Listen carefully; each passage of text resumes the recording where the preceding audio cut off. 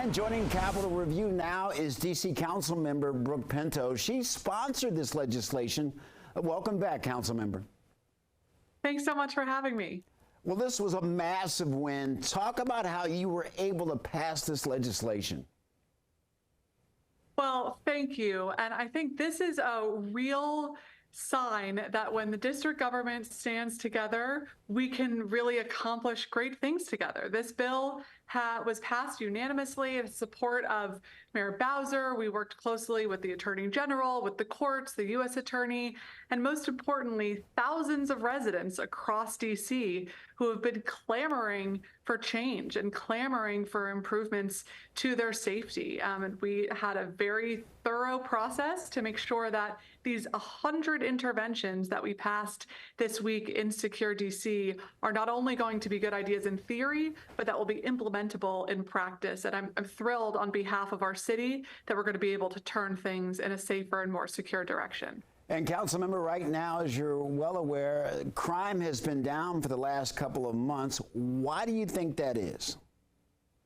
Well, like all important issues in our city, there are a number of factors at play, but we passed my emergency bill this summer, which made a couple of immediate interventions that are now mirrored in Secure DC. Things like more private security for our residents and our business corridors, giving judges more discretion to hold people pre-trial who have committed our most violent offenses, creating new felony offenses for strangulation and endangerment with a firearm.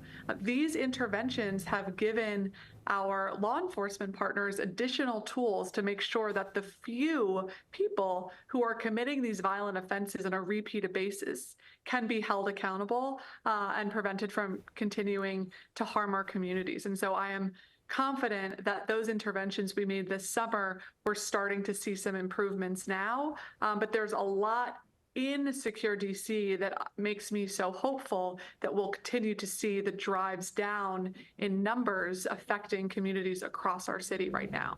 And Councilmember, you're talking about driving those numbers down. How would this legislation make sure that crime stays down? So Secure DC has over 100 different interventions in it that focus on preventing crime, holding perpetrators of crime accountable, and improving our government coordination, both within our local government and our unique partnership with the federal government by nature of being the nation's capital. So we have grants for all of our commercial corridors coming to help have additional eyes and ears on the ground to support the police. We are creating a hospitality training program at our DC jail. So when people come home, they have the skills and talent they need to be successful.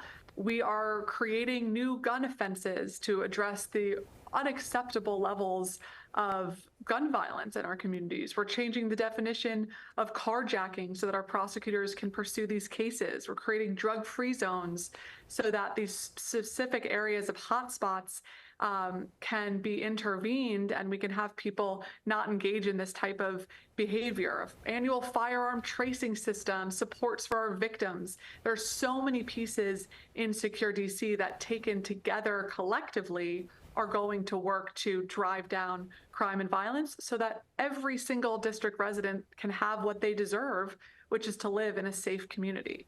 Yeah, I'm a district resident. What is your response to critics who say that this legislation doesn't protect people, it just hurts them more, and it may target people of color unfairly?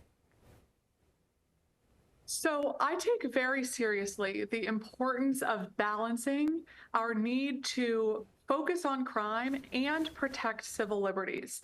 And I'm aware of the disparate impact and associations that many communities of color have with law enforcement.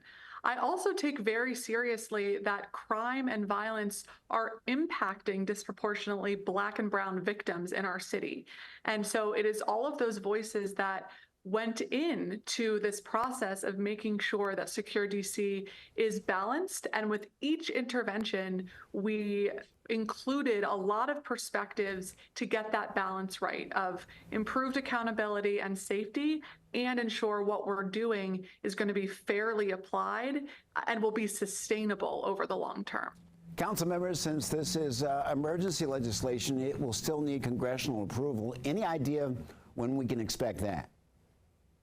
So the good news is on Tuesday, we passed Secure DC on a permanent basis, which requires the mayor's signature and then a congressional review period, and on an emergency basis, which means as soon as the mayor signs it, it can take effect right away. I know district residents have been waiting for a long time for improved safety in their communities, and I'm looking forward to having them see the impact of that right away and hoping that Mayor Bowser signs the bill as soon as it comes to her and that we can fund the entirety of DC in the budget that she'll be sending to the council on March 20th. Do you have any concerns at all, given the political climate, that Congress would have any issues in passing this? I always take very seriously the fact that we are not a state yet in the District of Columbia. And so as much as I would like us to be and will continue fighting for our full autonomy and rights, we have to work with Congress, as I did throughout this process, in making sure that members on the Hill of both parties are aware of what I'm seeking to accomplish, aware of the details of this bill, and will continue doing everything I can to protect it, because district residents have a right for their lawmakers to write laws on their behalf. And so I'm hopeful that Congress will not be intervening in Secure DC, which I imagine everybody should agree that this is going to do a lot to improve public safety, which I know folks in Congress can get on board with. Councilmember Brooke Pinto, thank you very much for joining us. Thanks for having me.